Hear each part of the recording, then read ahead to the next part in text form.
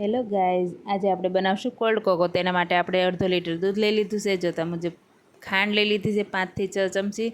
એક થોડા બાઉલમાં ઠંડુ દૂધ લીધું છે. એમાં કસ્ટર્ડ પાવડર, કોર્નફ્લોર અને કોકો પાવડર ત્રણે મિક્સ કરીને 2 ચમચી આપણે સારી રીતે ગઠ્ઠા ન રહે એ રીતે હલાવી લેવાનું છે.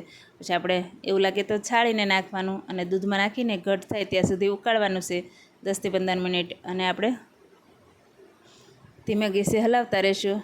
અને આપણે એમાં ડાર્ક ચોકલેટ કમ્પાઉન્ડ થોડી નાખી છે. આપણે ઓપ્શનલ છે, ચોકલેટી ટેસ્ટ આવે એ મુજબ નાખવી તો નાખવાની.